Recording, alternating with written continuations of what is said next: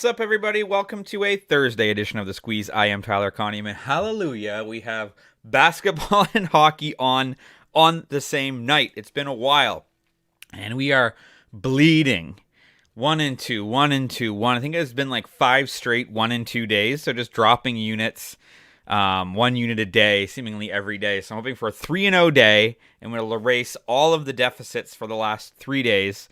It was not a great day yesterday. We had the Miami Heat plus 8.5. They won that basketball game, which is great. And if you follow me on Twitter, I also posted a nice parlay that I liked. That it was the Miami Heat. This is series props. Miami Heat plus 2.5.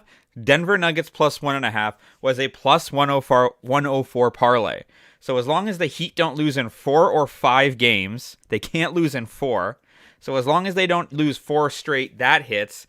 And as long as the Denver Nuggets don't lose this series in 6 or less, they're already up 1-0. So if that goes 7 and they lose, that's fine. If the Heat win one more game, that's fine. That's a plus money parlay, which I really, really like.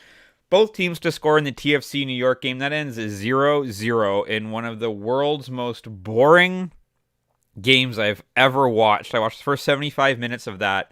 And I don't know what's going on with TFC, man. They were supposed to be pretty good this year. They're playing the second worst team in the Eastern Conference and just nothing. So, I don't know, man. They've got Insigne out there. They've got Bernadeschi out there. They can't score a goal. I don't know what's going on with TFC, man. But a bit of a lost season, I think, so far. And then we had the other MLS parlay. LAFC they drew against Kansas City, and Seattle lost outright to Austin. So didn't hit that parlay. So it is what it is, but that's okay. We do have a baseball bet today, but back to hockey and basketball. So let's start today in the National Basketball Association. It's game 2 between the Los Angeles Lakers and the Denver Nuggets. And this is an interesting one. So Lakers are plus 5.5. Don't mind that bet at all. I don't think Denver looked good in game 1, although they only won by 6 points. So you're getting 5.5 here. I'm kind of leaning towards the Lakers. I might sprinkle a little bit on the Lakers money line, but I'm more concerned with the total here. We've got a 228.5 total, and I'm taking under that. That's minus 125. That's at ProLine Plus. The lines other places, and this is why I do recommend BetStamp. Some of the lines are 225. Some of them are 226. A lot are at 227. We got 228.5 at ProLine Plus, which I like. So obviously game 1 was 132-126. The total was set at 222, and it went way, way over.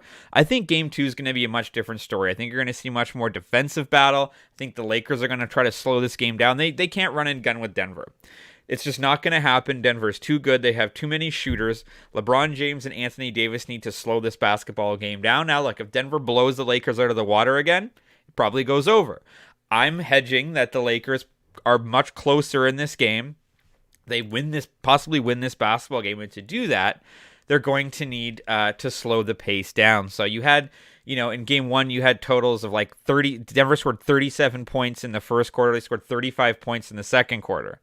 Fourth quarter, they only scored 26. So if they can hold them to around like 25, 26, which is kind of where the Lakers were, then that is what I expect to happen. I mean, Anthony Davis went off for 40 points. LeBron James shot the ball really well. The Lakers shot 55% from the field. Denver shot 55% from the field. That's not how the Lakers are going to win this game.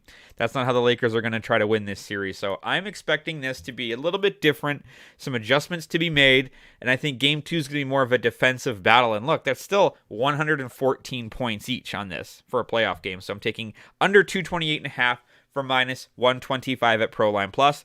As we move to the NHL, I'm moving to the over. It's interesting that this is set at 5.5. Now, it is juiced. It's minus 125, which I don't love to pay necessarily, but I'm taking over 5.5 here. And when you look at the regular season, Florida was 47-37 to the over. Carolina was more of an under team, but now you look at, it's interesting because you look at the series between Florida and Toronto, they went under 6.5, under 6.5, under 7, under 7, under 6.5. Every game in the Toronto series went under, but the Leafs couldn't score a goal, and Bobrovsky was phenomenal. When you look at the Boston series, it went over every single game except for one. And the one game that it didn't landed on a 6 because the under was 6.5. So every game in that series would have gone over 5.5.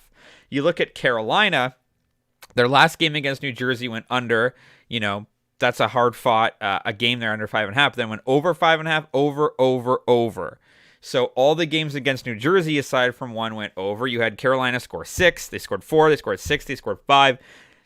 It's crazy to say, despite the firepower that Toronto Maple Leafs have, the Carolina Hurricanes are a better scoring team than the Maple Leafs. So that trend, even in the series against the New York Islanders, over, push, and then one under in the deciding game. So the deciding games have been more of the under games, whereas the other games have gone over. So I like for the Carolina Hurricanes and the Florida Panthers to open it up a little bit. We saw a lot of scoring between Florida and Boston. I'm looking for that to be a more similar result than the series against Toronto. So I'm taking over 5.5 for -125 at DraftKings. And my last bet of the day, my beloved Blue Jays, who just walked off the Yankees last night 3-0 on a Danny Jansen 10th inning home run.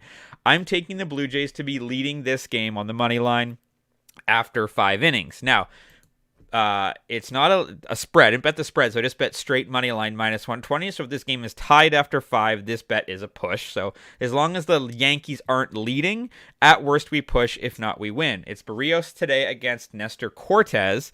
Barrios, the last time out, he faced Atlanta, a game that I was at. That was this past Saturday, and he pitched very well. Gave up a couple early runs, but then settled down. He ended up going 5 2/3, giving up 2 earned runs. He did walk 3, but considering his starts and even back to last year, he's pitched a lot better. Cortes has struggled this year, and he's a lefty. If you know anything about the Blue Jays, you know they have a righty-dominant lineup with guys like Bichette, Springer, Jansen, Kirk, Guerrero, who may or may not play. He's day-to-day. But I like them facing a guy like Cortes. Now, Cortes was great the last 2 seasons with an ERA of 2.9 and 2.44. He's struggled this year. He's currently 3-2 out of the gate, but he's got an ERA of 5.53. When he's been on the road, 1-2 with a 7.2 ERA, even worse. So I think the Blue Jays, especially up there yesterday, where you had 0 runs scored on either side all the way to the 9th inning. I expect us to see a little bit more runs today. The over has been 5-0 in Cortes' last 5 starts overall. Over is 5-0 in Barrios' last 5 Thursday starts. The Jays are also 4-0 in Barrios' last 4 starts during Game 4 of a series. So the statistics side with that. And again, a tie after 5 innings is a push, which I like. So I'm taking the Toronto Blue Jays on the money line for -120 in the first 5 innings. So there is your Thursday card. I'm going under 228.5 for -125 at Proline Plus between the Lakers and the Nuggets. I'm going over 5.5 for -125 at DraftKings for the Panthers and the Hurricanes. And I'm taking the Toronto Blue Jays on the money line for the first 5 innings, -120 at DraftKings. As always, feel free to drop a comment if you're fading or following. You can follow me on Twitter at Tyler Connie for more picks and props throughout the day. TikTok and Instagram for just the picks portions, and your audio is on Spotify and Apple Podcasts. Have a great Thursday. Let's talk sports. Let's talk PGA Tour.